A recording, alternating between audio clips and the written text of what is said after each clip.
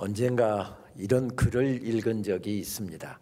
약간 좀 길게 느껴지기는 하지만 제가 그냥 그 글을 한번 읽도록 하겠습니다. 야간 작업을 마치고 늦게 집으로 가는 길이었습니다. 집이 인천 계양구에서 집으로 가는 88번 버스를 탔지요. 배가 고파서 차가 빨리 가기를 바라며 버스를 탔는데 뒤에 오던 81번 버스와 앞지르기 경쟁을 하더군요. 그러다가 마침 신호등 앞에 두 버스가 나란히 서게 됐는데 88번과 81번 기사 아저씨는 동시에 문을 열고 피 튀기는 말싸움에 돌입했습니다. 결국 열을 잔뜩 받은 우리 88번이 81번에게로 쫓아 올라가더군요. 우리는 그런 모습을 보면서 은근히 우리 88번이 이기기를 응원했지요. 그런데 신호등이 바뀌자 81번이 88번을 태운 채로 출발을 해버리는 것이었습니다. 그 순간 88번 버스에 탔던 사람들은 멍해졌습니다. 기사가 없는 버스에 찬바람만 휑하게 불어오더군요. 기사 아저씨가 이제 오나 저제 오나 한참을 기다리고 있는데 100m 전방 유엔묘지 커브 도는 데서 뛰어오는 기사 아저씨가 보였습니다. 불쌍해 보이더군요. 얼굴이 벌게 가지고 돌아와서는 연신 고개를 조아리며 승객들에게 사과했습니다. 승객 여러분, 정말 죄송합니다. 정말 죄송합니다. 그리고 버스가 출발했지요. 연신 주먹으로 땀을 훔치면서 운전하고 있는 88번 아저씨가 정말 불쌍해 보이더군요. 우리 88번은 그렇게 81번에게 패하고 말았습니다. 그런데 그게 끝이 아니었습니다. 달리고 있는 우리 88번 뒤로 경찰 순찰차가 쫓아오는 것이었습니다. 경찰 순찰차는 스피커로 계속해서 우렁차게 말했습니다. 88번, 차를 빨리 갓길로 대세요. 그래도 못 들은 척하고 조금 더 운전을 해가자 신경질적인 스피커 소리가 계속 쫓아왔습니다. 할 수 없이 경찰의 지시에 따르는 88번 아저씨, 우리는 속으로 그렇게 생각했지요. 아까는 81번한테 깨지더니 이번에는 경찰한테 깨지는구나. 그런데 버스에 올라온 경찰이 그렇게 말하는 것이었습니다. 88번, 빨리 81번 차 키 주세요. 그렇습니다. 우리 88번 아저씨는 81번에게 올라가서 차 키를 뽑아들고 도망온 것이었습니다. 400~500m를 태우고 달리던 81번이 분명 이긴 것 같았습니다. 그러나 오도 가도 못하게 된 81번, 결국은 우리 88번이 이겼습니다.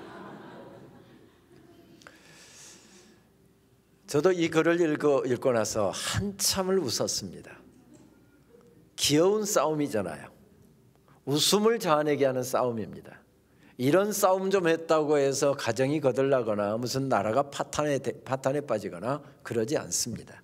그냥 귀여운 싸움입니다. 웃음을 자아내게 하는 싸움입니다. 제가 이 설교하려고 인천 계양구까지 가서 물었습니다. 81번과 88번이 이 동네에 정말 옵니까? 라고 물었더니 실제로 온다고 그러더라고요. 그러니까 거짓은 아닌 것 같습니다. 그런데 우리가 인생길에서 싸워야 되는 싸움은 이런 녹록한 싸움만 있는 것은 결코 아닙니다. 아침 일찍부터 저녁 늦게까지 허덕이면서 달리고 또 달려도 역부족인 그런 싸움입니다. 그렇게 열심히 싸웠더니 열심히 달렸더니 제때에 승진하고 제때 사업 그냥 목표치가 계속 달성되고 내가 원하는 일들이 그렇게 열심히 하면 척척 이루어지고 그렇다고 한다면 인생길 달릴만 할 것입니다. 그러나 어디 인생이 그리 녹록합니까? 그렇지만은 않습니다. 정말 생명을 걸듯이 그렇게 싸워도 그렇게 달려도 그렇게 일해도 내가 원하는 대로만 인생이 다 풀리는 것은 아닌 것 같습니다.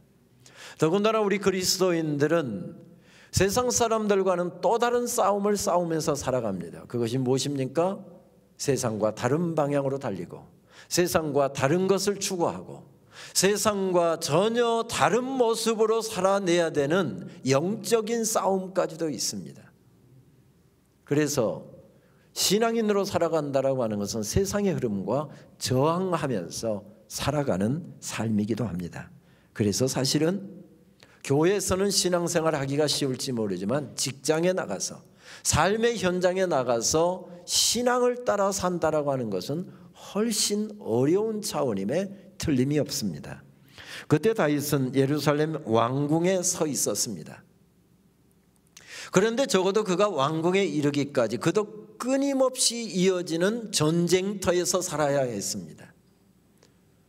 언제부터 싸움이 시작됐습니까? 사무엘상 17장 말씀에 보게 되면 골리앗과의 싸움으로부터 시작을 해서 그는 끊임없이 이어지는 싸움터에서 살아야 했었습니다. 그런데 하나님께서 은혜를 베풀어 주셔서 어떻게 그가 골리앗을 이길 수 있었습니까? 하나님의 은혜였습니다. 하나님의 은혜로 골리앗과의 싸움에서 승리를 하고 난 다음에 그는 이략 국민적인 대스타가 되었고 바로 발탁이 돼서 왕궁으로 들어갑니다. 그리고 왕의 최측근이 되었습니다. 그런데 놀라운 것은 이 젊은이 속에 하나님이 함께 계시는 것이 보이는 것입니다. 이 젊은이가 기타를 메고, 지금으로 치면 기타를 메고서 찬양을 하면 마음이 그렇게 편안해질 수가 없고 마음에 그냥 눈물이 솟구치면서 마음이 그렇게 순수해질 수가 없습니다. 이 청년 속에는 하나님이 함께 계시는 게 눈에 보입니다. 이 전쟁이 정말 어려운 전쟁인데 누구를 지휘관으로 보낼까? 저 청년을 보내면 전쟁 경험은 없지만 하나님께서 함께 계시면 승리할 수 있을 것이다. 그래서 실험 삼아서 한번 그 청년을 내보냈더니 정말 어려운 싸움인데 대승을 거두고 돌아왔습니다. 그때부터 이 다윗은 아예 전쟁에 단골로 나가게 되었습니다. 전쟁이 어디 소풍 가는 것입니까? 목숨을 걸어야 죽을지 살지 모르는 그런 싸움의 자리가 바로 전쟁터입니다. 그런데 하나님께서 나가는 싸움마다 이기게 하셨습니다. 그래서 그는 왕의 사위도 되었고요, 군대 장관도 되었습니다. 지금으로 치면 국방부 장관이나 참모총장까지 승진을 한 것입니다. 모든 사람들의 부러움을 샀습니다. 우리 아들도 저렇게 승진을 했으면 좋겠다, 성공했으면 좋겠다, 모든 사람들의 쉬운 말로 하면 아이돌이었습니다. 그런데 그렇게 순탄하게만 인생이 풀렸습니까? 그러지 않았습니다. 이렇게 인기가 높아가고 그가 성공의 가도를 달릴 때 그를 질투하는 사람들이 생겼습니다. 그 중에서도 가장 대표적인 사람이 누구였습니까? 그를 죽이려고 달려드는 사람이 있었는데 그가 생명을 걸고 섬겼던 그의 주군이었습니다. 개인적으로는 장인 어른이었죠.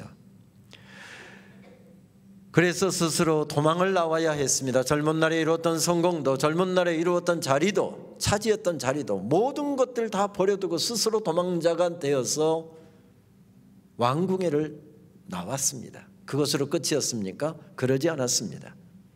수백 수천의 군대를 풀어서 끊임없이 그를 추격해 오는데 그가 붙잡히면 죽임을 당하는 것입니다. 하루 저녁도 발을 편히 뻗고 잠들 수 없는 그런 힘든 인생길, 언제 끝날지 모르는, 아니 내 인생이 이렇게 끝나는구나, 절망하기에 넉넉한 그런 어려움의 시간들을 보내고 있었습니다. 그래서 다윗이 서 있는 자리, 그가 엔게디에 서 있으면 성경은 이때의 광경을 표시하기 위해서 무슨 단어를 붙이는가 하면 광야라는 단어를 붙입니다. 엔게디에 서 있으면 엔게디 광야, 마온에 서 있으면 마온 광야, 십에 서 있으면 십 광야, 바란에 서 있으면 바란 광야. 엔게디는 광야가 맞습니다. 그런데 시선을 어디에 두느냐에 따라서 다릅니다. 몇 년 전에 엔게디에 가보니까 남서쪽으로 눈을 두면 끊임없이 펼쳐지는 네게브 사막이 펼쳐지고 있었고, 북동쪽으로 눈길을 돌리니까 그곳에서 물이 흐르고 산양들과 산염소들이 한가롭게 풀을 뜯고 있는 그런 광경이 펼쳐지고 있었습니다. 그런데 그런 자리에 서 있으면 언제나 성경은 뭐라고 말씀하는가 하면 엔게디 광야 이렇게 이야기합니다. 그만큼 힘들고 어려운 삶에 서 있었음을 표현한 내용일 것입니다. 그런데 그렇게 젊은 날에 고생을 했고 그렇게 어려운 인생길을 걸어갔는데 하나님께서 지금 왕궁에 세워주신 것입니다. 축복의 자리에 세워주신 것입니다. 대역죄인의 누명을 뒤집어 쓰고 도망을 다녀야 했던 그가 이제는 하나님께서 세우시고 다스리시는 이스라엘 나라의 왕이 되었습니다. 그 아픔의 시간 하나님께서 함께 계셨습니다. 은혜로 덮어주셨습니다. 인도해 주셨습니다. 그를 지켜주셨습니다. 그렇게 하나님의 은혜로 축복의 자리에 서 있습니다. 어떻게 하나님께서 그러한 은혜를 허락해 주셨습니까? 그 힘들고 어려운 시간들을 지나가면서 그는 끊임없이 하나님과 교제하고 힘들고 어려울 때는 탄식의 기도를 할지라도 하나님 앞에 아뢰었습니다. 그렇게 하나님 앞에 간절하게 부르짖고 간구하는 그를 보시고 하나님께서 지금 왕궁의 그를 세워주신 것입니다. 여러분 혹시 수국이라고 하는 꽃을 아십니까? 한여름에 가장 소담하게 피어나는 꽃이 수국이라는 꽃이지요. 그런데 이 수국이라는 꽃은 흙의 산도와 그가 서 있는 환경에 따라서 모양과 색깔을 약간씩 다르게 피는 꽃이 바로 수국이죠. 그래서 옛 선인들은 7개의 얼굴을 가졌다 해서 수국의 별명으로 칠면화라고 이름을 붙이기도 했습니다. 흙의 산도가 중성이면 하얀색으로 피어나고요, 산성이면 청보라색으로 피어나고, 지금 보시는 것처럼 알칼리성이면 연분홍색으로 피어나는 꽃이 바로 이 수국이라는 꽃입니다. 그런데 이 수국이라는 꽃을 생각하다 보면 이문재 시인의 수국이라고 하는 시가 생각이 납니다. 이런 내용의 시입니다. 여름날은 혁혁하였다. 오래된 마음자리 마르자 꽃이 번근다. 꽃 속의 꽃들, 꽃들 속에 꽃이 피어나자 꽃송이가 열린다. 나무 전체가 부풀어 오른다. 마음자리에서 마음들이 훌훌 자리를 털고 일어난다. 16의 달빛으로 저마다 길을 밝히며 마음들이 떠난다. 떠난 자리에서 뿌리들이 정돈하고 있다. 꽃은 빛의 그늘이다. 그렇게 노래합니다. 무슨 이야기입니까? 목이 타고 힘든 한여름에 뿌리를 깊게 내리고 수국이 소담한 꽃을 피워냈답니다. 지나간 사람들이 얼마나 칭송과 찬사를 아끼지 않는지 스스로 자부심이 들었습니다. 역시 나는 대단해. 그런 자부심이 들 정도로 정말 기뻐할 만한 아름다운 꽃을 피워냈답니다. 그런데 16의 달빛이 지나갔다는 이야기는 보름이 15일 정도가 지나가니까 꽃이 시들들합니다. 무슨 이야기죠? 실망할 수 있는 시간에 서 있었다는 이야기입니다. 그런데 16의 햇빛이 날이 지나가자 꽃이 지들합니다. 절망할 수 있는 자리에 서 있었습니다. 그런데 수국은 다시 뿌리를 깊게 내리고 다시 꽃을 피울 준비를 하더라는 것입니다.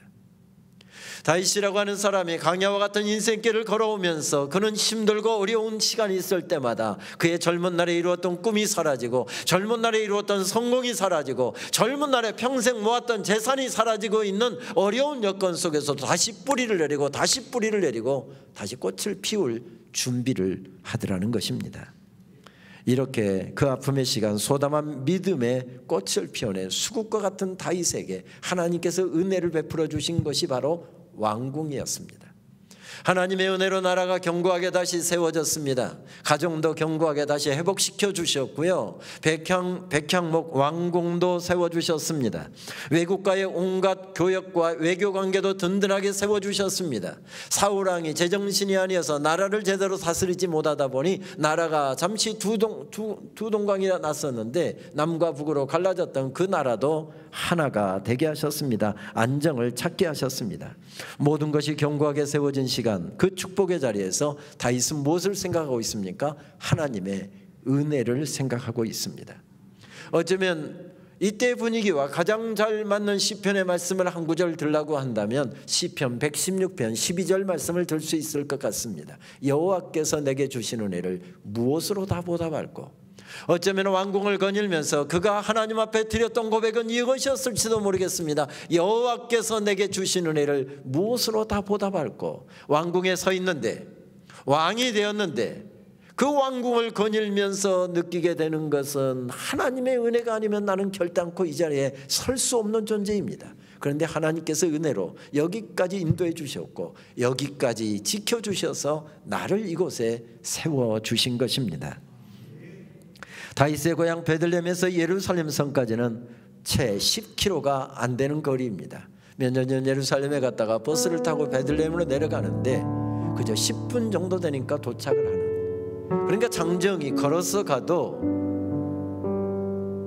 2시간이면 넉넉히 이룰 수 있는 거리가 베들레헴에서 예루살렘까지 거리입니다. 그런데 그의 고향 베들레헴에서 태어나서 지금 서 있는 왕궁에 이르기까지 몇 년이 걸렸습니까?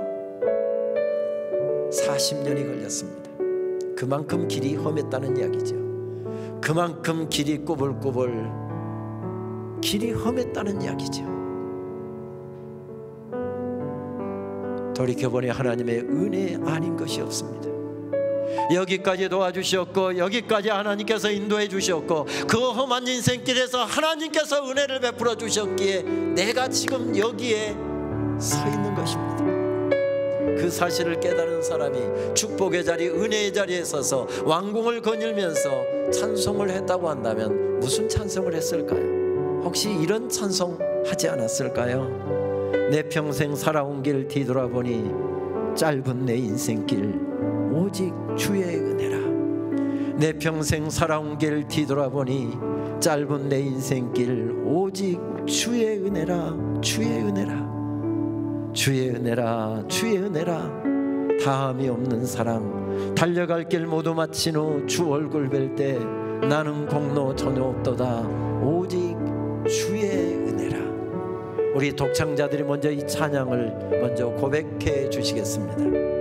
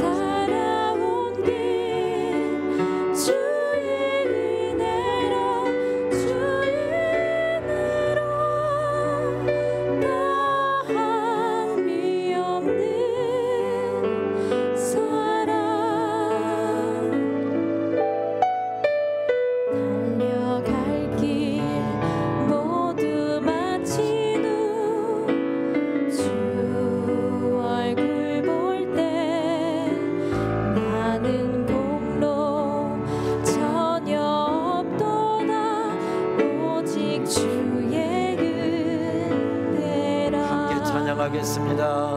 지금까지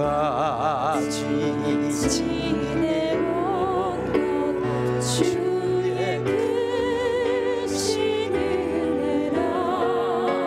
한이 없는 주의 사랑 어찌 말하랴. 자나깨나 주의 손이 항상 살펴주시고 모든 일을 주 안에서 영원하게 하시네. 주의 은혜라. 주의 은혜라. 내 평생 살아온 길 주의 은혜라. 주의 은혜라. 다함이 없는 사랑 달려갈 길 모두 마치고 주 얼굴 볼 때 나는 공로 전혀 없도다. 오직 주의 은혜라. 한 번 더 찬양하실까요? 지금까지 지내온 건 주의 크신 은혜라. 한이 없는 주의 사랑 어찌 말하랴. 자나깨나 주의 손이 항상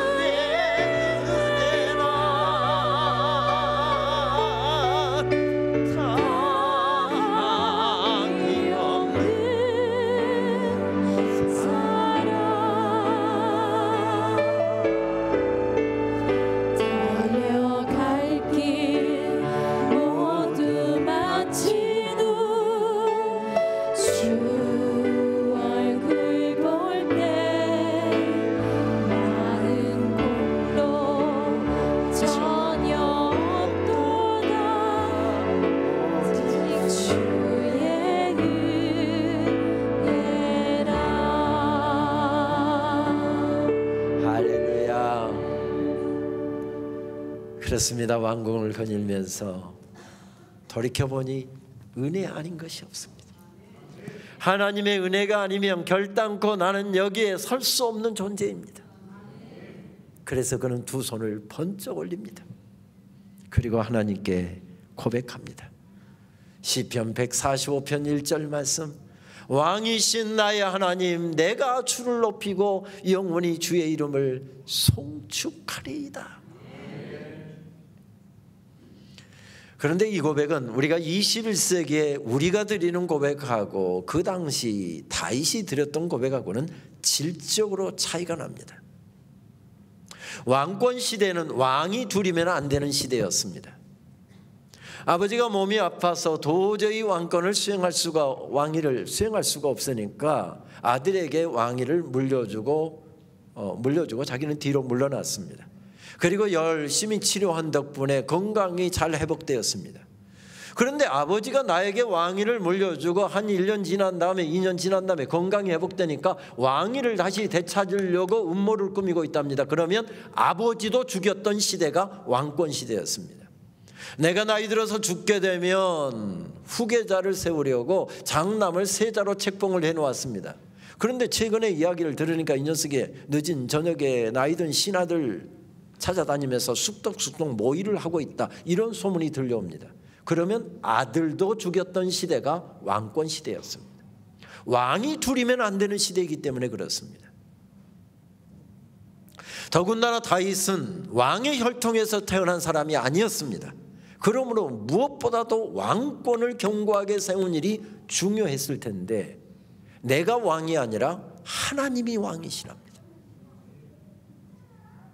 내 인생 내가 노력해서 이만큼 살고 있는 것이 아니고 내 인생 내가 잘나고 내가 똑똑하고 내가 좋은 대학 나오고 내가 머리가 좋아서 이만큼 누리고 사는 것이 아니라 하나님께서 내 인생을 여기까지 인도해 주셨고 세워주셨습니다. 하나님께서 여기 세워주셨고 인도해 주셨기에 내가 여기에 서 있습니다. 그래서 내 인생의 주인이 내가 아니고 하나님이 주인이십니다. 그래서 뭐라고 고백합니까? 왕이신 나의 하나님, 내가 주를 높이고 영원히 주의 이름을 송축하리이다. 그렇게 고백하고 있는 것입니다. 조선시대의 한 왕이 평민복장을 하고 영의정 한 사람을 동반하고 민정시찰에 나섰습니다. 저 뒤에 역시 평민복장으로 변복을 한 호위무사가 한 두서너 사람 안 따르는 것은 아니었지만 둘이서 하루 종일 저작거리를 다니면서 백성들이 사는 모습도 살펴보고 그리고 민심도 살피고, 그렇게 민정시찰을 하다 보니까 해가 니역니역집니다. 제일 백성들의 민심을 살피기가 좋은 곳이 주막이잖아요. 그래서 주막에 가서 백성들이 먹는 음식인 국밥 한 그릇을 시켜놓고 국밥이 나오기를 영의정하고 둘이 앉아서 지금 기다리고 있습니다. 그런데 영의정이 저쪽 벽에 무슨 글귀가 하나 쓰여져 있는데 그 글귀를 딱 보더니 얼굴이 딱 굳어졌습니다. 그리고 왕에게 와서 귓속말로 이렇게 속삭입니다. 전하, 큰일 났사옵니다. 들켰사옵니다. 그게 무슨 말인가? 그랬더니 영의정이 대답 대신에 벽 쪽을 가리키는데 보니까 벽에는 이런 글귀가 써붙여 있었습니다. 손님은 왕이다. 다윗은 누가 써붙여 놓은 글귀를 보고서 안 것이 아니었습니다. 우연히 붙어있는 글귀를 보고서 하나님이 내 인생의 왕이시라고 하는 것을 감지해낸 것이 아니라 인생길 살아온 걸음걸음을 돌이켜보니, 살아온 인생을 돌이켜보니 하나님께서 다스려 주셨습니다. 하나님께서 인도해 주셨습니다. 하나님께서 여기까지 역사해 주셨습니다. 내 인생의 주인이 하나님이신 것을 발견하면서 두 손을 번쩍 들고 왕이신 나의 하나님, 내가 주를 높이고 영원히 주의 이름을 송축하리이다, 이렇게 고백하고 있는 것입니다. 그렇게 하나님의 은혜를 깨달으면서 그는 눈물 몇 방울 흘리고 그냥 감사 몇 마디 드리고 그리고 끝난 것이 아니었습니다. 은혜 받은 사람은 그렇게 살 수가 없는 것이지요. 은혜 받은 사람은 은혜 받은 사람으로 살아가는 삶이 나와야 되는 것이지요. 그래서 그는 은혜를 깨닫고 은혜 받은 사람의 삶을 구체적으로 살아내고 있습니다. 그게 오늘 말씀 전후에 보게 되면 대표적으로 두 가지가 나타나고 있는데, 사무엘하 6장 말씀을 보게 되면 그는 하나님의 임재의 상징인 법궤를 왕궁에 모셔드리는 일을 합니다. 법궤가 무엇이었습니까? 하나님의 임재의 상징이었습니다. 여러분 사진에서 보는 것처럼 법궤는 4명이서 그냥 매면 멜 수 있는 작은 상자였습니다. 그 안에 뭐가 들어있었습니까? 아론의 쌍난 지팡이가 들어있었습니다. 하나님께서 다스리신다 하는 뜻이지요. 만나 항아리가 들어있었습니다. 하나님께서 너희들을 먹이실 것이다, 책임지실 것이다. 거기에 십계명 돌판이 들어있었습니다. 하나님께서 말씀하신다라고 하는 의미였습니다. 너희들이 하나님의 통치를 받고 하나님의 말씀에 붙잡혀 하나님의 백성답게 살아가면 너희 가는 길을 하나님께서 인도하실 것이다, 너희들을 먹이실 것이다, 입히실 것이다, 그런 뜻이었지요. 험한 인생길을 걸어가는 이스라엘 백성들에게 하나님의 임재의 상징으로 주신 것이 법궤였습니다. 이스라엘 백성들은 항상 행진할 때 법궤를 메고 행진을 했죠.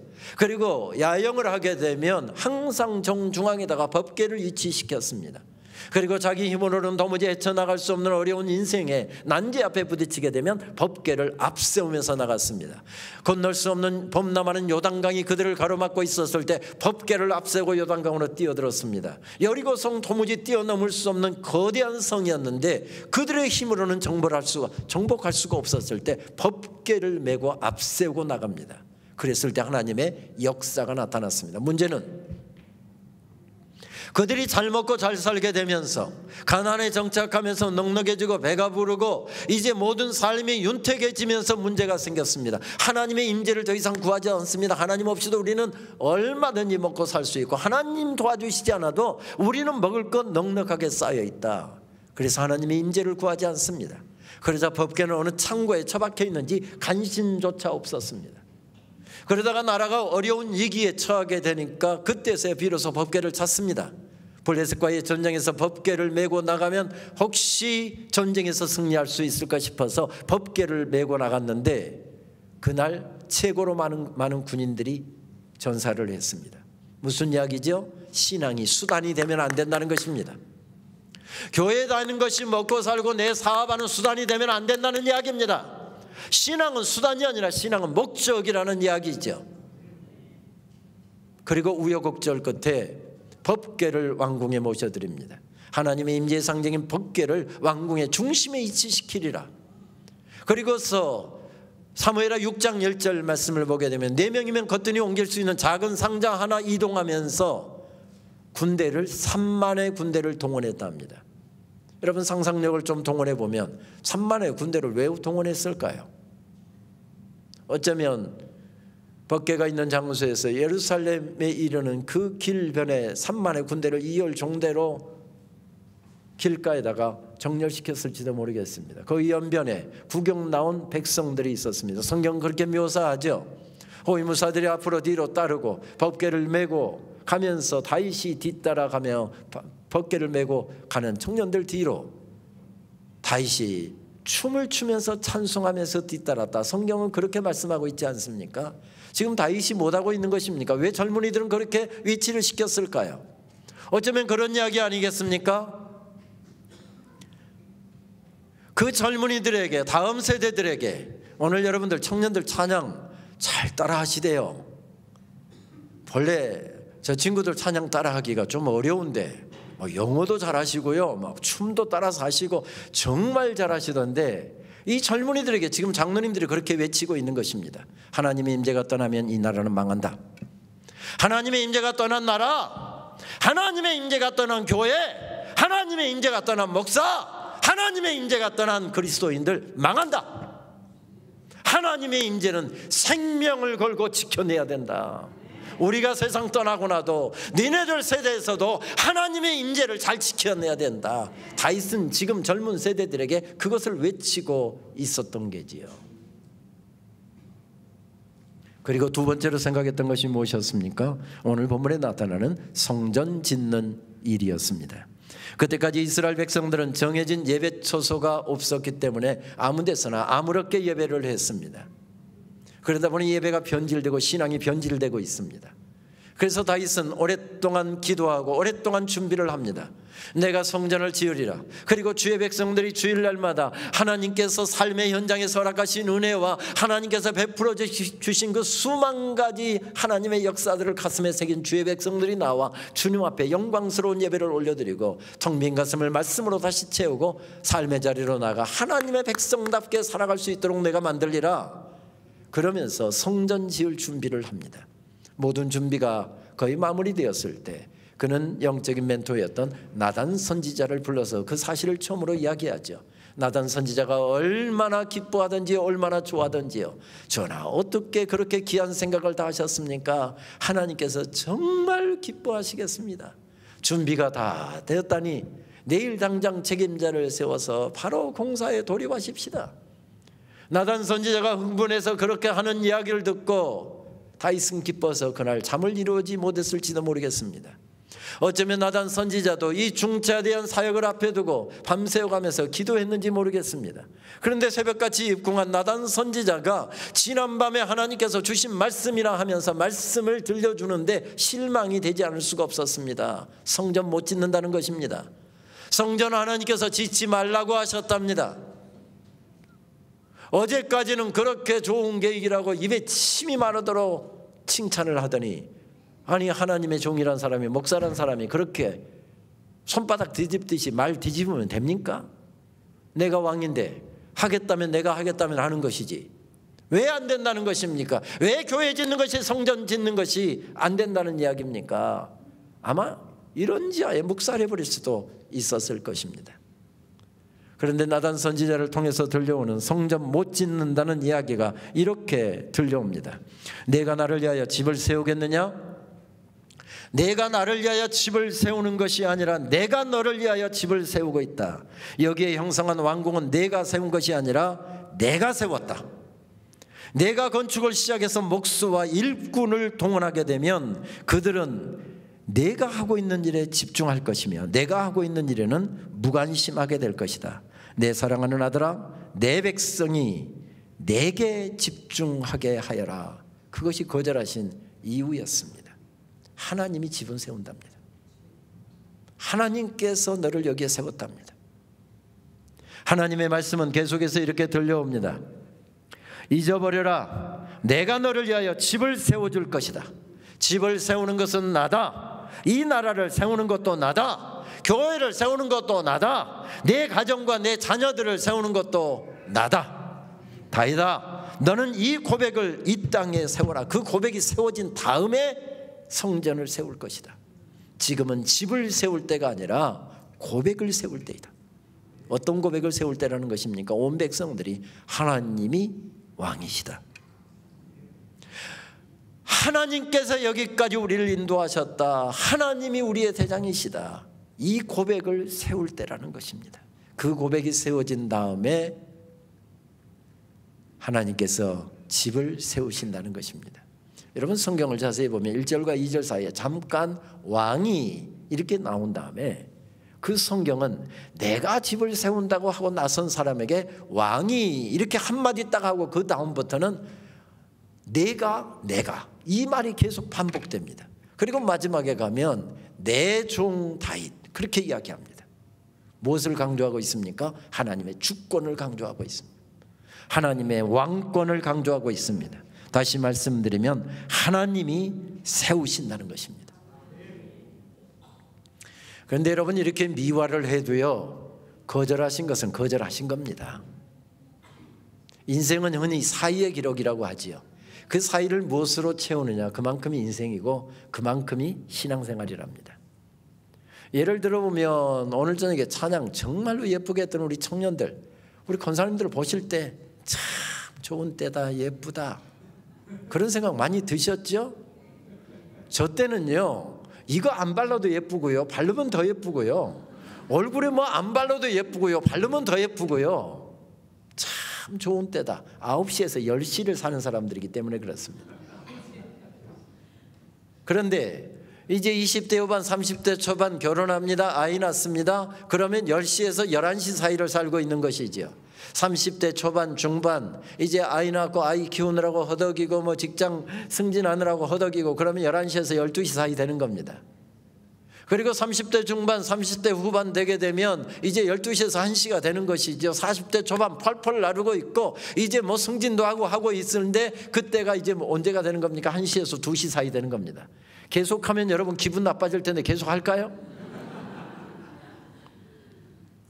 말씀드리지 않아도 내가 지금 어느 사이를 살고 있는지를 우리는 다 감지할 수 있습니다. 그런데 저 때는 우리가 볼 때는 정말 좋은 때라고 생각하는데 직장의 취업에 대한 문제 있죠. 결혼에 대한 문제 있죠. 무엇을 하고 살까? 고민들 엄청 많습니다. 오늘 찬양할 때는 그런 고민 하나도 없는데 없어 보이지만 고민 많습니다. 그러니까 취직하고 나면 결혼하고 나면 결혼했습니다. 취직했습니다. 그러면 아이 낳고 나면 집 장만하고 나면 계속 뒤로 미루면서 살아갑니다. 그러다 보니 그 사이를 못 산다는 것입니다. 그러다 보니 자꾸 그 사이를 놓치면서 살다 보니 그 사이를 무엇인가 다른 것으로 자꾸 채워나간다는 것입니다. 지금 다윗은 어떤 사이를 살고 있는 것입니까? 딱 섭섭해질 수 있는 상황. 갑자기 생각하다가 지금 왕권을 견고하게 세워야 되는데 내가 신앙적으로 서서 하나님의 왕이시라고 했더니 이 사람이 나를 무시하네. 그런 지금 사이에 섭섭해질 수 있는 상황 가운데 서 있습니다. 여러분 신앙생활할 때 제일 무서운 질병이 뭔지 아십니까? 섭섭증이라는 질병입니다. 이거 섭섭증 걸리면요 목사님도 어떻게 못합니다. 목사님 전화번호 뜨면 전화를 안 받는데요. 리턴콜도 없는데요. 그래도 목사님이 우리 담임 목사님 보십시오. 그렇다고 목사님 앉아 계시겠습니까? 집으로 신방을 가셨습니다. 안에서 분명히 인기척이 나서 초인종을 딱 눌렀더니 모니터에 딱 목사님 얼굴 뜨니까 문을 안 열어주는데요. 섭섭증 무서운 질병입니다. 그런데 여러분 섭섭증은 지난 주간에 예수님 믿기로 작정하고 처음 교회에 나오신 신앙생활 막 시작하신 새 교우분이 섭섭증에 잘 걸릴까요? 장로님이 잘 걸릴까요? 어떻게 아셨습니까? 아니 눈치라도 보고 좀 말씀하셔야죠. 장로님들 지금 벌겋게 보고 계시는데 장로님들 큰일 났네요. 장로님들이 섭섭증 잘 걸린답니다. 큰일 났습니다. 장로님들.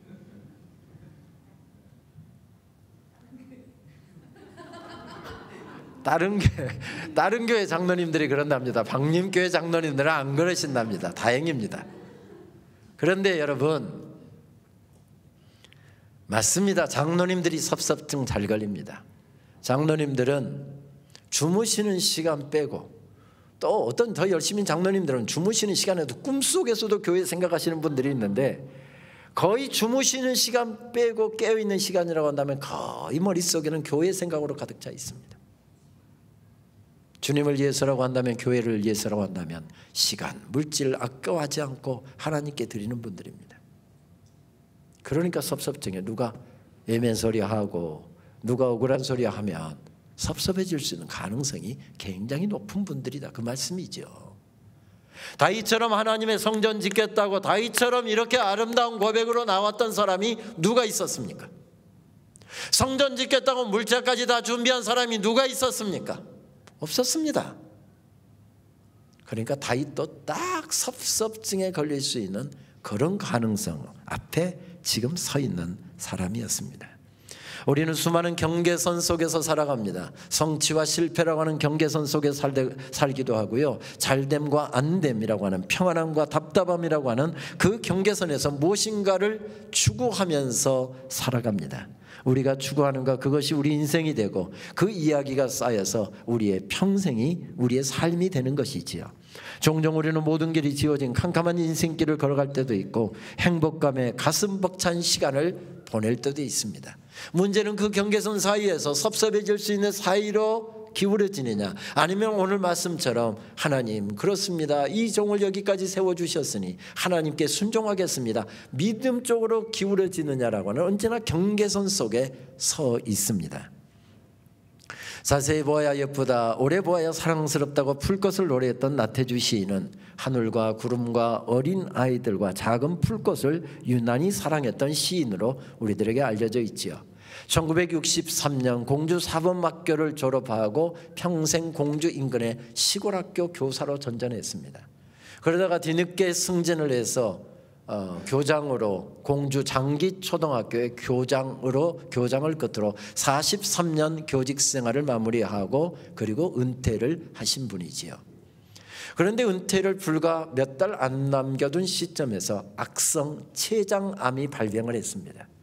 그리고 바로 병원에 입원을 했는데 고통이 얼마나 심한지 2주 동안은 잠을 한숨도 잘 수가 없었답니다. 수면제를 맞아도 그 고통이 너무 심해서 잠이 들지 않아서 2주 동안은 잠을 한숨도 못 잤답니다.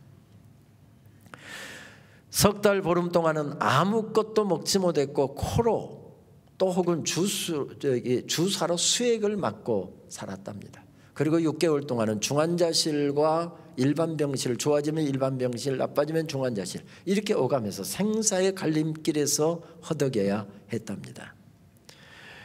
시한부 삶을 선고받고 투병 중에 남편 살려보겠다고 부인은 백방으로 뛰고 달렸답니다. 남편 건강에 도움이 되는 것이라고 한다면 거리를 불사하고 뛰어가서 그것 사다가 구워서 먹게 하고 다려서 먹게 하고 남편 살리겠다고 그렇게 백방으로 뛰고 또 시간 나는 대로 남편 병실에서 남편 주물러 주고 남편 그렇게 간호하고 그리고 남편이 한 10시쯤 돼서 잠자리에 들면 슬그머니 병실에서 나와서 교회 가서 밤을 꼬박 새워가면서 철야기도 하고 그리고 새벽기도 마친 다음에는 종종 걸음으로 달려와서 남편 아침 또 시중 들고 그러다가 남편이 잠깐 이제 아침 식사도 다 하고 그 어간에 책 읽고 있으면 남편 침대에다가 고개 숙이고 잠깐 수면을 취하고는 했답니다.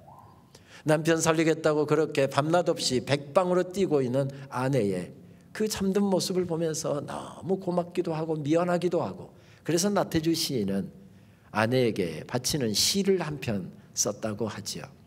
너무 그러지 마셔요 하나님이라고 하는 제목의 시였습니다. 너무 섭섭하게 그러지 마셔요 하나님. 저에게가 아니어요. 저의 아내 되는 여자에게 그렇게 하지 말아달라는 말씀이에요. 이 여자는 젊어서부터 병과 함께 약과 함께 산 여자예요. 세상에 대한 꿈도 없고 그 어떤 사람보다 죄를 안 만든 여자예요.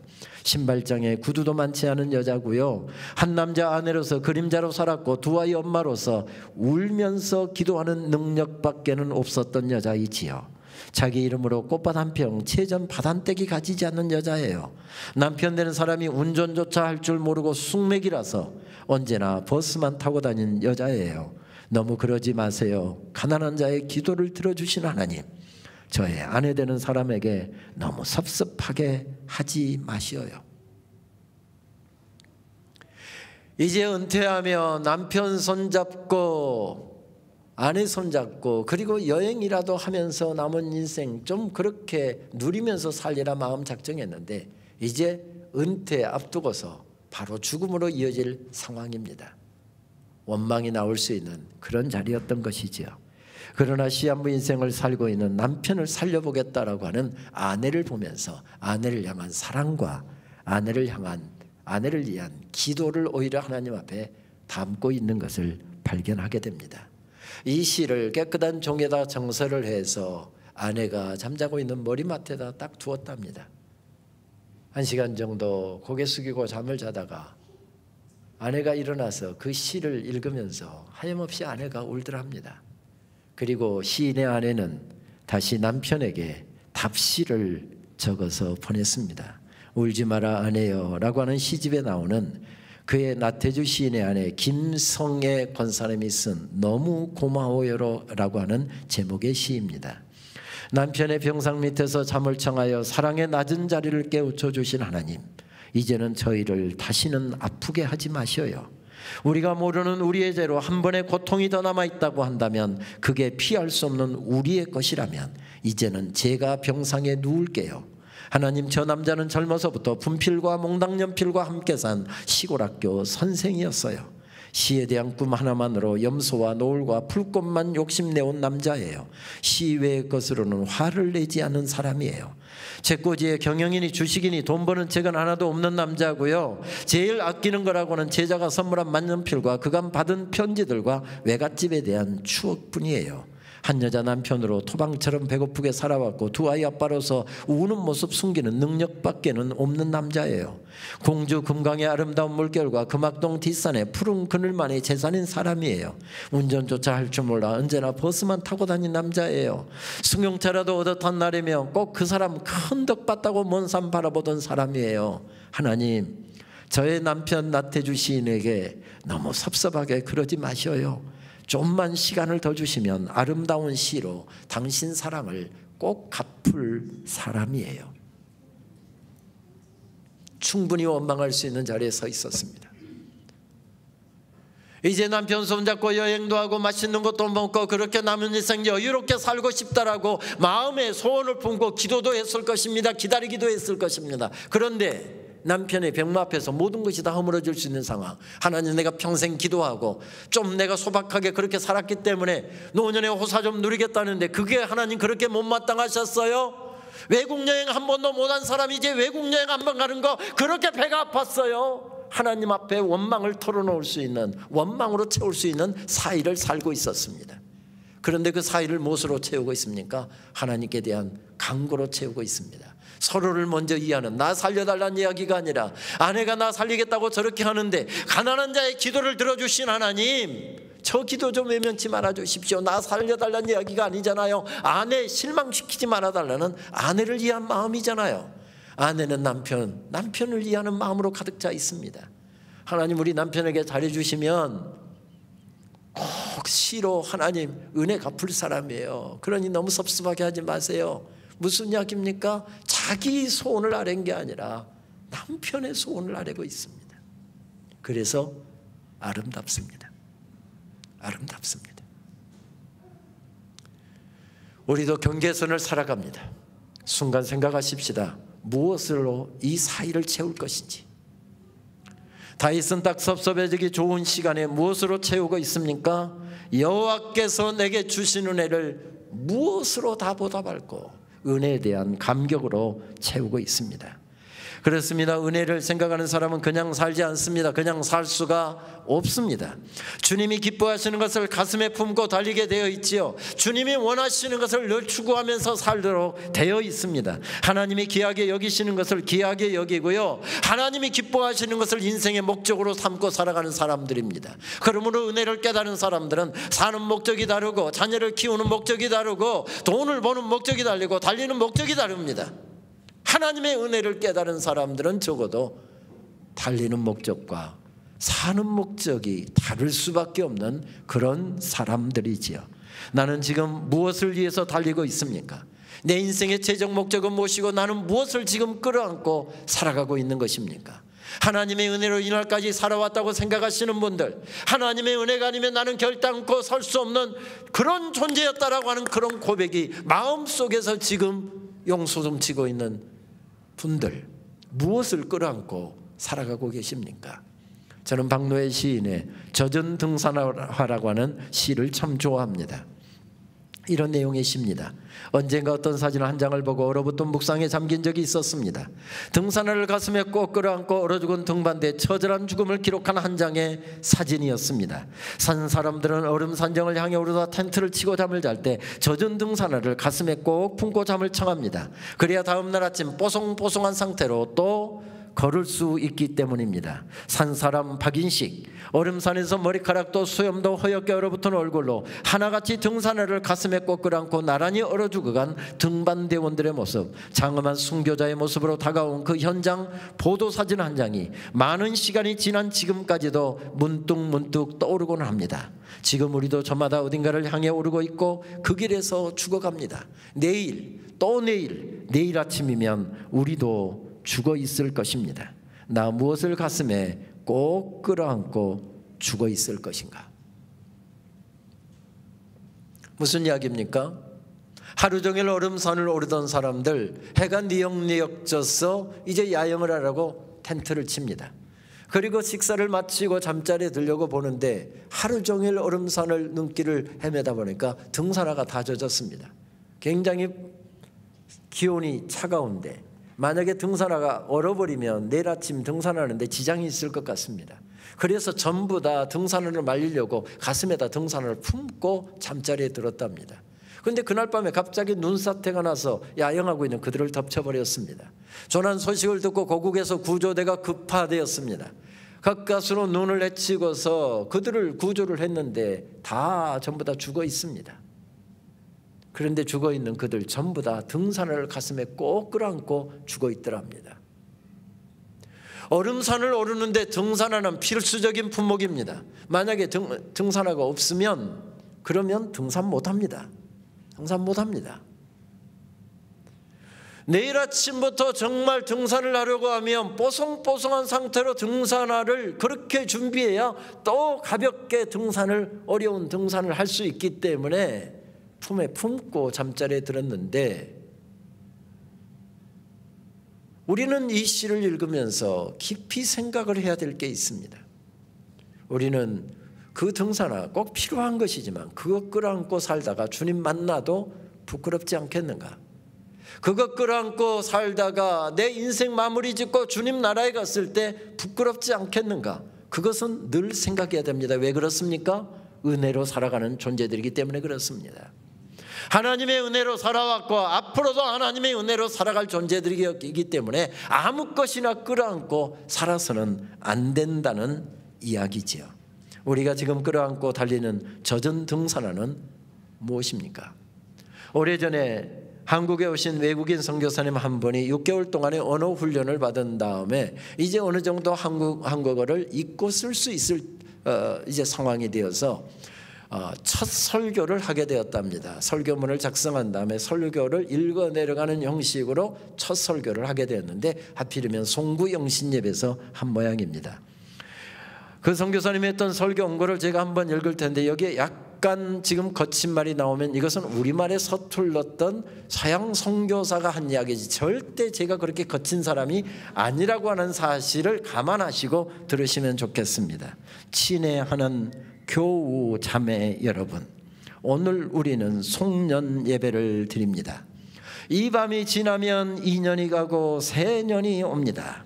오는 년을 맞이하면서 새 년과 함께 보낼 몸과 마음의 준비가 필요하듯 간년을 가감하게 정리해야 할 마음가짐도 중요합니다. 지난 년을 돌이켜보면 여러 가지 꿈과 기대에 미친 년도 있고 어떤 년은 실망스럽고 어떤 년은 참 재미있었습니다. 새 년은 어떤 년일까 하는 호기심과 기대도 있겠지요. 그러나 가장 중요한 것은 2년 전년 할 것 없이 모두가 하나님이 주신 년이라는 것입니다. 그럼 여러분 어떤 년을 맞아도 잘 살아야 합니다.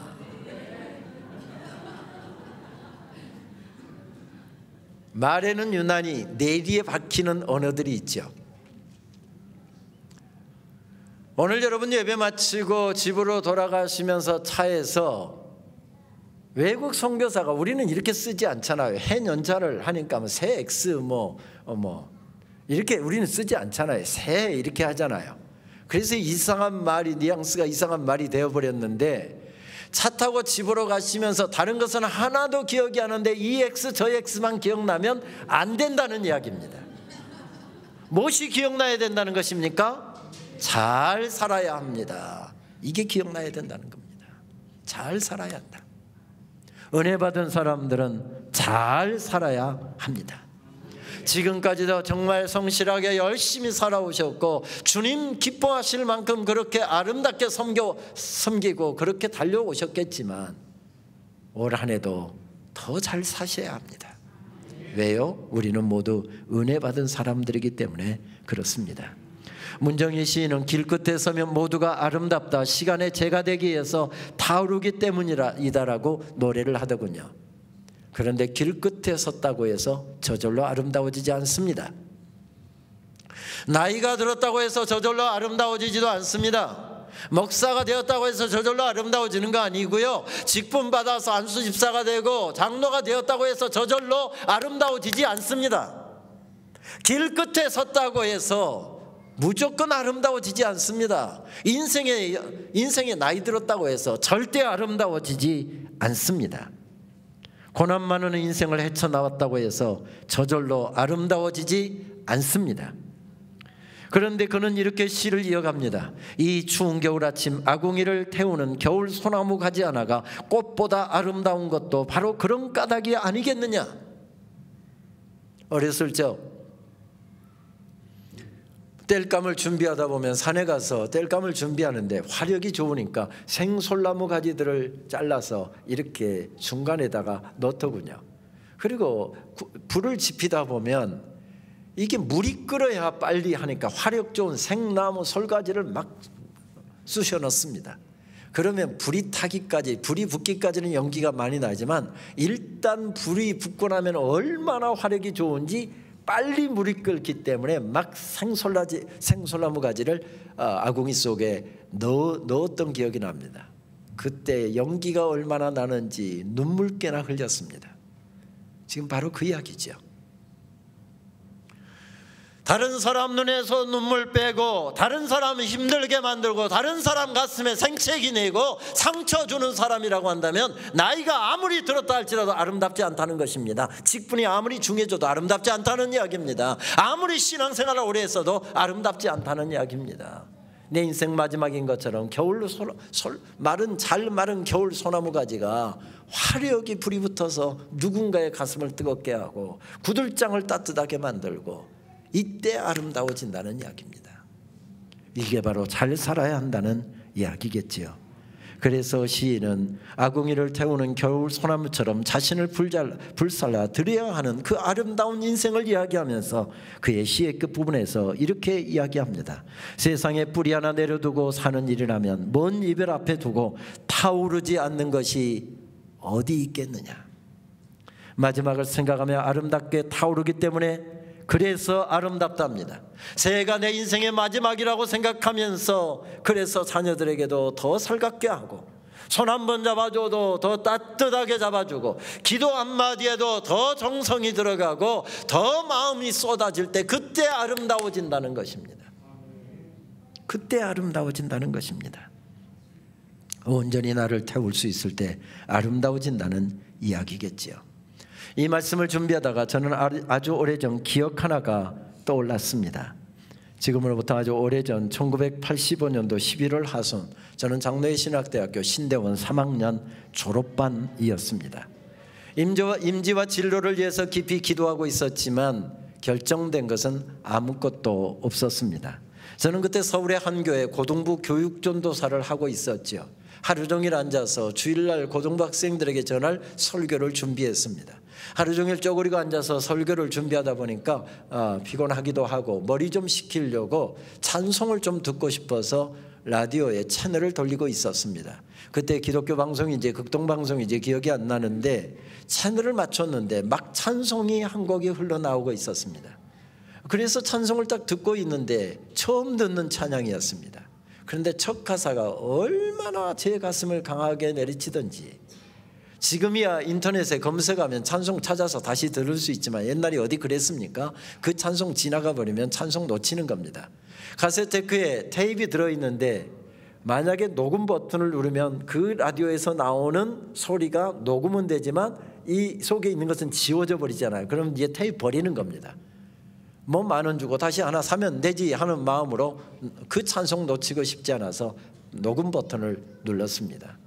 그날 저는 그 찬송 앞부분이 이만큼 잘려나간 찬송, 한참 첫 구절을 듣다가 녹음 버튼을 눌렀기 때문에 이만큼 앞부분이 잘려나간 찬송을 저는 한 100번도 되감아서 듣고 또 듣고 들으면서 울었던 기억이 나는데, 이 말씀을 준비하는데 잊고 있었던 그 기억이 떠올랐습니다. 그때 울면서 100번은 넘게 불렀던 찬송이 바로 이 찬송이었습니다. 죄악에 썩은 내 육신을 주님이 쓰시려 했네. 죽음의 덫에 걸려있는 몸 주님이 쓰시려 했네. 속지 않은 손 치유하시고 속지 않은 발 치유하셨네. 새 생명 얻은 이 몸 다 바쳐 주님께 영광 돌리리. 먹물로 칠한 내 육신을 주님이 희게 하셨네. 십자가 보혈 증거하라고 주님이 살리셨네. 기도할 때 음성 주시고 찬송할 때 기쁨 주시네. 내 작은 입이 내 작은 몸이 주님의 붙들린 자라. 평생 갚아도 빚진 자 되어 주님의 빚진 자 되어 주님 가신 길 택하였건만 눈물만 솟구치네. 생명 주시니 주님이시라. 능력 주시니 주님이시라. 말씀 전하여 복음 전하여 주님의 빚을 갚으리. 우리 3절만 같이 한번 부르고 말씀 조금만 더 이어갈까요?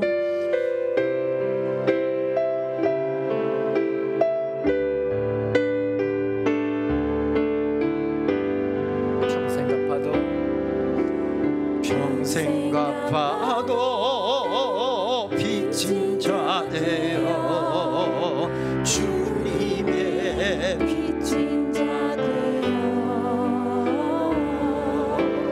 주님 가신 길 택하였건만 눈물만 솟구치네.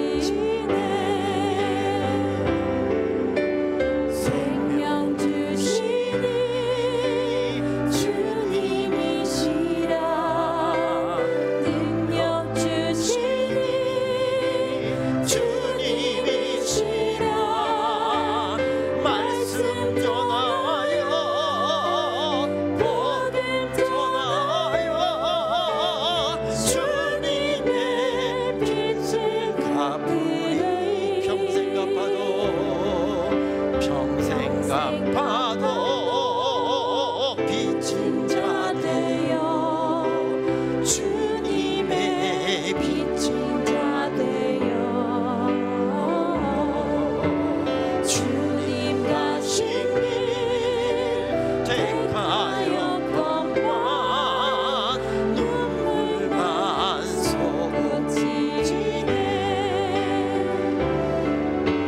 생명 주시니 주님이시라.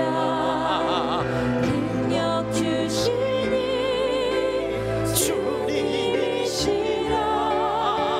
말씀 전하여 복음 전하여 주님의 빚을 갚으리. 할렐루야.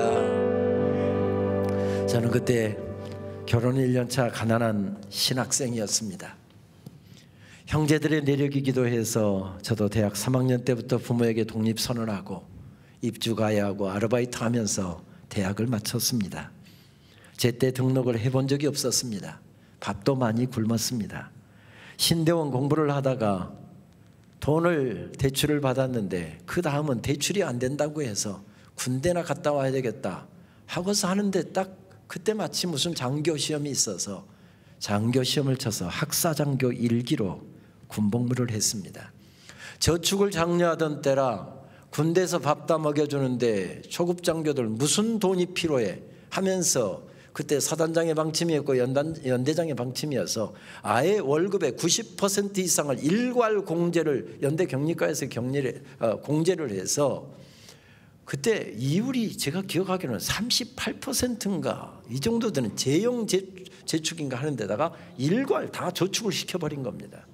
군생활 할 때는 뭐 월급도 얼마 안 됐지만 10% 갖고 살려고 하니까 정말 힘들었기는 했는데 군대를 제대하고 나올 때 보니까 제 평생에 처음 만져보는 큰 돈을 들고 제대를 했습니다. 그래서 큰 소리를 쳤죠. 결혼도 제 힘으로 합니다. 부모 도움 받지 않습니다. 그 돈이면 저는 넉넉할 줄 알았습니다. 그런데 결혼 준비를 시작하는데 왜 그렇게 들어가는 게 맞습니까? 얼마나 신경을 썼는지 한 달 결혼 준비하고 7kg가 빠졌습니다. 지금도 제 결혼 사진 보면 제가 잘 안 보는데 속상해서 7kg가 빠졌던 게 촐쭉하고요. 입술이 위아래가 다 부릅터하고 이게 그대로 흔적이 남아있을 정도로 고민을 많이 했습니다. 방은 얻어야 되잖아요.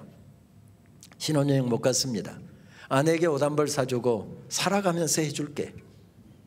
지금까지도 그 말 때문에 제가 시달리고 있기는 하지만 살아가면서 해줄게 하고 집은 구해야 돼서 이것은 집 얻을 돈하고 돈을 재놓은 다음에 그것을 가지고 서울 외곽을 다 뒤지는데 돈이 워낙 작으니까 마음에 드는 집이 없었습니다. 그래서 그때 마누라 없이는 살아도 장아 없이는 못 산다는 동네. 지금 경기도 하남시, 그때 신장이라고 했죠. 도로 포장도 되지 않아서 비만 오면 신발이 다 빠지던 그 도시에 작은 방 하나, 단칸 셋방 얻어서 결혼 생활을 시작을 했습니다. 세입자들이 그 집에 4가정인가 있었는데 세입자들만 공동으로 사용하는 공동 화장실이 있었습니다. 그런데 또 꼴에 그게 수세식이었습니다. 문제는 그해 겨울에 얼마나 추웠는지 12월 초부터 딱 얼어붙었는데 화장실에 얼어붙어 버리니까 사용할 수가 없는 겁니다. 저는 100m 떨어진 곳에 합동측 교회가 있었는데 제가 섬기는 교회는 멀어서 그 교회에 나가서 새벽 제단을 쌓았죠. 그리고 저는 새벽 기도, 개인 기도하고 끝나는 부분 한 10분 정도는 그 교회 목사님과 그 교회 장로님들, 그 교회를 위해서 집중적으로 기도하고 3개월 동안은 당당하게 나도 이 교회 화장실 쓸 자격이 있어 하고 그 교회 화장실을 3개월 동안 사용을 했던 기억이 납니다. 외풍이 그렇게 심했는데 연탄가스 냄새가 항상 가시지 않아서 항상 잠잘 때 문을 이만큼 열어놓고 연탄가스 걱정하면서 잠자리에 들었고요. 자다가 일어나면 제일 먼저 흔들어, 옆에 사람이 지금 제대로 자고 있는지 흔들어 깨워보고야 또 잠자리에 들고는 했습니다. 그래도 그때 제 가슴은 뜨거웠습니다. 주님 위해서 어디든 가라고 하면 갈 수 있었을 것 같고요. 저희 동기 목사들 가운데서 아무도 가겠다는, 자그마한 교회에서 가겠다는 사람이 없어서, 그런데 하필이면 저한테 오라고 그러길래 정말 그런 교회 안 가고 싶었고, 저도 좀 큰 교회 가서 반듯하게 목회하는 목사님한테서 좀 제대로 배우고 싶었는데 그 교회에서 오라고 하니까 정말 우리 동기들 180명 아무도 안 가는 교회 거기 갔습니다. 저는 원칙이 제일 먼저 오라는데 무조건 간다. 그래서 그 교회 갔습니다. 따뜻한 물을 쓰려고 하면 연탄 아궁이에다가 이거 올려놓고 잠자리에 들었습니다. 아침에 세수할 때 따뜻한 물로 세수하기 위함이죠. 그런데 아내가 옆에서 음식을 준비하고 있으면 얼마나 부엌이 고딱지만 한지 옆에서 세수를 할 수가 없습니다. 밖에는 옥상에서 칼바람이 불어오는데요, 남자가 여기서 지금 좁은데 여기서 세수한다고 빨리 들고 나가 세수하라고 그러면 그 들고서 밖에 나오는데 칼바람이 부니까 고양이 세수하고 어이추하고 뛰어들어왔던 기억이 새롭습니다. 그래도 제 가슴은 뜨거웠습니다. 정말 복음을 위해서 죽으라고 한다면 죽을 수도 있을 것 같을 정도로 그렇게 복음에 대한 열정으로 가득 차 있었습니다. 저는 지금 아파트에서 살고 있습니다. 연탄가스 걱정하면서 잠들지 않고요. 아이들 방도 줄 수 있고요. 줄 수 있는 방도 있고요. 따뜻한 물도 나옵니다. 좋은 학교 교수도 되었습니다. 이름도 제법 알려졌습니다. 여러분, 그런데 제 고민이 무엇인 줄 아십니까? 가난하고 배고프고 서럽던 시절, 가진 것도 없고 정해진 것도 없고, 그때는 제 가슴이 정말 펄펄 끓을 정도로 뜨거웠는데 이제 하나님께서 은혜의 자리에 세워주셨는데, 축복의 자리에 세워주셨는데 그때보다 못하면 못하지 더하지 않다는 게 저의 고민입니다. 여러분은 어떠십니까? 가난하고 배고프고 서럽던 시절, 가난한 시골에서 태어나서 중학교 졸업할 때 고등학교 가는 것이 걱정이 되었고, 고등학교 갈 때 대학 가는 것이 걱정이 되었고, 그렇게 어려운 가정에서 태어나서 고생할 때, 그리고 무작정 도시로 올라와서 직장 취직해서 그렇게 살아가는데 살아가기가 얼마나 퍽퍽한지, 밤 9시에 일 끝내고 들어오고 몸이 물먹은 솜처럼 피곤해도 반드시 교회에 들려서 기도 30분이라도 하고 가야 버텨나갈 수 있었던, 새벽이면 나와서 아버지 한마디 불러놓고 1시간 울고 10분 울고, 아버지 한마디 불러놓고 10분 울고, 그 가난하고 서럽던 시절이 우리들에게는 누구나에게 있었잖아요. 그때 기도가 아니면, 하나님이 아니면 나는 도무지 이 힘든 삶을 헤쳐나갈 수가 없어서 눈물로 기도하시던 그 시절만큼 지금도 기도가 뜨겁습니까? 복받은 분들입니다. 그때만큼 예배가 여전히 뜨겁습니까? 복받은 분들입니다. 목사님을 통해서 주신 말씀을 받을 때 여전히 가슴속에 감격이 있고 말씀을 받는 감격이 있어서 가슴이 여전히 뜨겁습니까? 복받은 분들입니다. 그런데 그렇지 않는 분들이 있다고 한다면 이번 집회 기간에 우리 같이 좀 고민 좀 하십시다. 축복의 자리에 세워주셨는데, 은혜의 자리에 세워주셨는데, 가난하고 배고프던 시절에는 주님을 향한 열정과 기도와 예배가 모든 것이 뜨거웠는데 하나님께서 허락하신 은혜의 자리에서 왜 이렇게 내 가슴이 냉랭한지 우리 같이 고민을 좀 해보십시다. 다윗은 그날 왕궁을 거닐면서 하나님 앞에 믿음의 사람들이 고백했던 그 찬양을 함께 올려드리고 있습니다. 여호와께서 내게 주신 은혜를 무엇으로 다 보답할꼬? 왕이신 나의 하나님, 내가 주를 높이고 영원히 주의 이름을 송축하리이다. 하나님의 자녀가 되어서 이 자리에 서 있는 것이 하나님의 은혜입니다.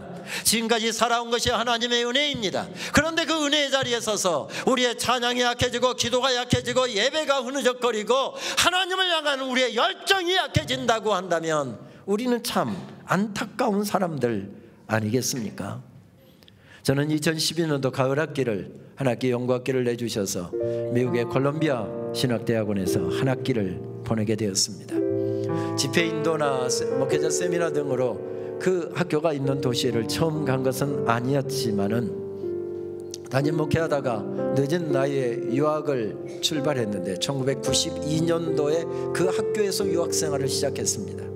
그런데 기다랗게 방학까지 포함해서 한 8개월 정도를 그 학교 캠퍼스에서 보냈던 것은 딱 그때가 20년 만에 다시 찾아간 걸음이었습니다. 그런데 총장실에서 연락이 왔습니다. 8월 29일 날 컨보케이션 예배가 있는데 미국에서 컨보케이션은 입학식 겸 개강 예배를 드리는 예배를 흔히 컨보케이션이라고 하지요. 그때 교수님 참석할 수 있느냐라고 하는 전화였습니다. 당연히 참석하겠다고 했습니다. 예배 시간보다 일찍 가서 1시간 전에 캠퍼스에 도착해서 20년 전에 드렸던 그 예배 드렸던 그 예배당에 제일 뒷자리에 가서 다시 앉았습니다. 뒷자리에 앉아서 불안스럽게 20년 전에 유학생활을 시작할 때 하나님 앞에 감사의 눈물을 흘리고, 하나님, 영어도 잘 못하고 공부도 잘 못하고 머리도 안 좋고 도와주는 사람도 없고 가진 것도 없는데 제가 이 긴 여정을 과연 끝까지 달릴 수 있을까요? 하나님 앞에 울먹으면서 그렇게 첫 예배를 드렸던 자리에 다시 앉으니 그때의 감회가 새로워서 그 자리에서 얼마나 울었는지 모릅니다. 그리고 한 3, 40분 그렇게 기도를 하고 있는데 이제 예배 시간이 되니까 학생들이 들어오더군요. 그리고 이제 직원들, 교수들이 한 사람 두 사람 들어오기 시작하는데 총장실에 그 직원이 저를 제일 뒷자리에 앉아 있으니까 저를 보더니 교수님 자리는 여기가 아닙니다. 교수님 자리는 앞에 준비되어 있습니다. 저를 따라오시죠. 제가 안내하겠습니다. 그분을 따라갔더니 제일 앞에 교수석이 준비되어 있는데 거기에다 교수들 이름들이 붙어 있는데 한 켠에다가 제 이름 네임택 붙여놓고 여기가 교수님 자리입니다. 20년 전에는 가난하고 가진 것도 없고 별 볼 일 없었던 가난한 유학생으로 저 뒷자리에 앉아 있었는데 20년 후에 교수석으로 제 자리를 옮겨놓은 그 자리에 앉아서 예배를 드리면서 저는 그 예배에서도 얼마나 감사해서 울었는지 모르고, 그래서 그 학기 동안 한 학기를 그 학교에서 보내면서 강의실, 도서관, 그리고 그 거리들, 캠퍼스의 거리들을 다니면서 한 학기 내내 이 찬송에 사로잡혀서 살았습니다. 내가 지금까지 지내온 것은 주의 은혜라, 주의 은혜라. 지금까지 지내온 것은, 내가 이 자리에 서 있는 것은 주의 은혜라, 주의 은혜라. 이 자리에 서 있는 것은 주의 은혜라, 주의 은혜라. 내가 이 자리에 서 있는 것은. 우리 다 같이 우리의 고백으로 바꿔서 이 찬양을 함께 올려드릴까요?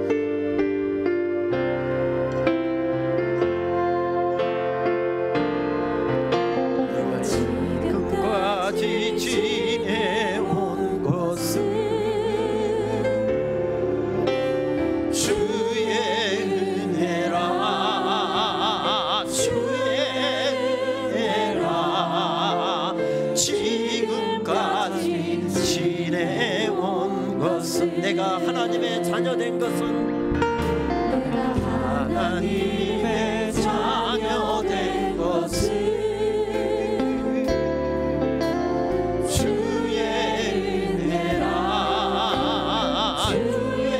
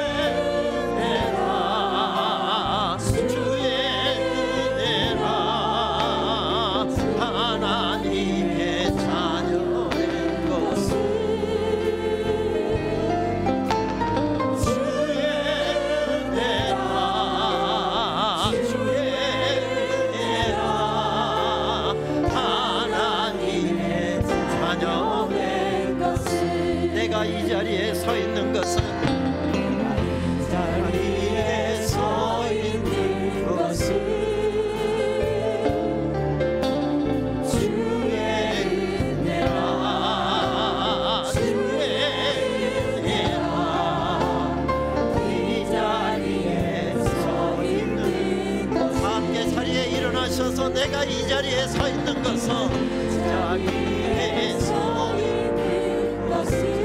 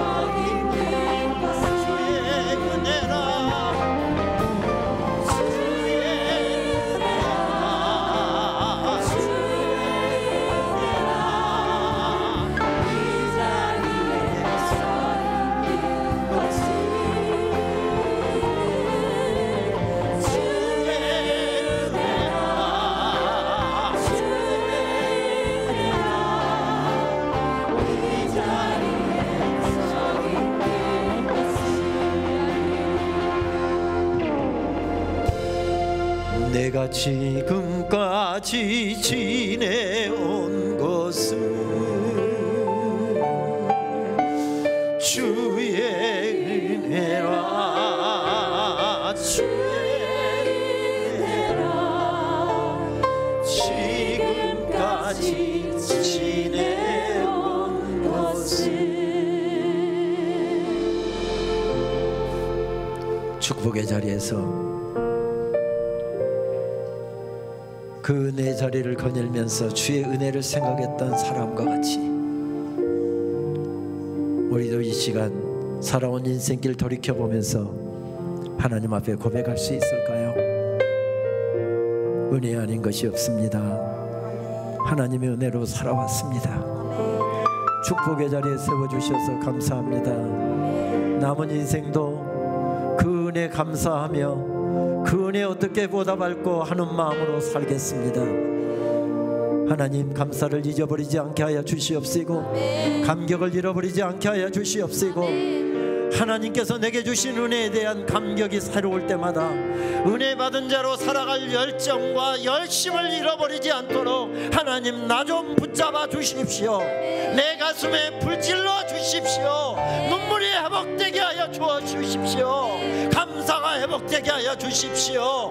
하나님의 은혜가 새록새록 새로워질 때마다 하나님 기뻐하시는 거 가슴에 품고 잘 살아야지 하나님 기쁨이 되고 하나님의 영광이 될 사람으로 잘 살아야지 이를 악물고 그렇게 다짐하며 넉넉히 살아갈 수 있는 능력과 힘을 허락하여 주시옵소서. 우리 이 시간 합심해서 통성으로 한번 같이 기도하도록 하겠습니다. 아버지 하나님 감사합니다. 주의 귀한 백성들 늦은 시간까지 하나님의 말씀 듣고 이 시간 돌아온 인생들 돌이켜봅니다. 힘들고 어렵고 고통스러운 시간 가운데서 여기까지 하나님 인도해 주셨습니다. 도와주셨습니다. 거룩한 손을 높이 들고 기도하니 하나님 감사합니다. 은혜 아닌 것이 없습니다. 은혜 받은 자로 살겠습니다.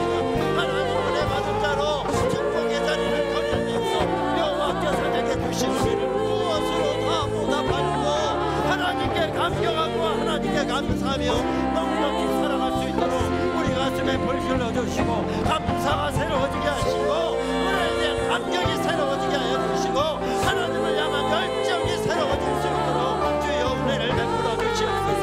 우리 마음을 할 수 없사오니 성령의 은혜를 허락하여 주옵소서. 성령의 기름 부어 주시옵소서. 심령절마다 땡땡해진 가슴 속에 불질러 주시고 성령님께서 사로잡아 주시옵소서. 하나님 넉넉하게 남은 인생길 그렇게 하나님의 은혜 감사하는 자로 살아갈 수 있도록 역사하여 주옵소서.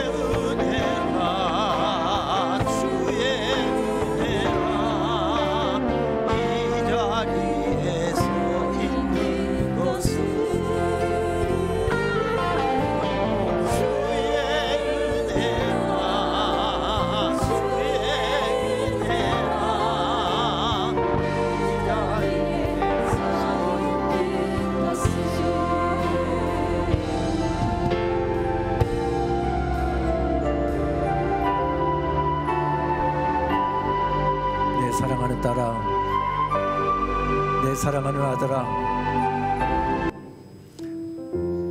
내가 하나님의 은혜에 대한 감격이 더 새로웠으면 좋겠다. 그것이 내가 영적으로 건강하게 사는 비결이고 승리하는 비결이기 때문이다. 앞길이 막막해서 가난하고 배고파서 기도가 없이는 단 한순간도 살아갈 수가 없어 저녁 늦게까지 아무도 없는 이른 새벽에 나와 하나님 앞에 통곡하며 눈물로 기도하던 시절을 내가 기도했으면 기억했으면 좋겠다.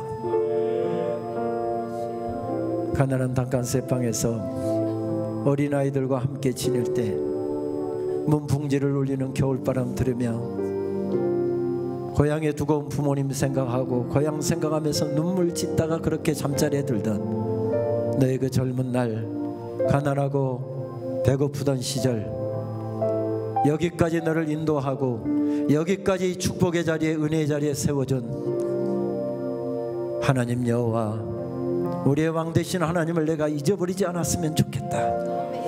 그리고 그 은혜에 대한 감격을 가지고 여호와께서 내게 주신 은혜를 무엇으로 다 보답할고 그 고백 날마다 새로워 올 한해도 기운찬 영혼의 소유자로 푸른 종려나무와 같이 싱싱한 시냇가에 심어진 나무와 같이 은혜에 감격하여서 내가 이 한 해를 살아갔으면 좋겠다. 들려주시는 말씀을 받고 주님 그렇게 하겠습니다. 주님 그렇게 하겠습니다. 주님 그렇게 하겠습니다. 마음에 다짐하고 그렇게 살기 위하여 삶의 자리로 나아가는 하나님의 이 사랑스러운 주의 백성들 머리머리에 우리 주님 예수 그리스도의 은혜와 하나님 아버지의 크신 사랑하심과 성령님의 교통하심이 이제로부터 영원토록 함께 계시기를 축원하옵나이다. 아멘. 자유롭게 자리에 앉아서 기도하시다가 우리 가정으로 돌아가시도록 하겠습니다.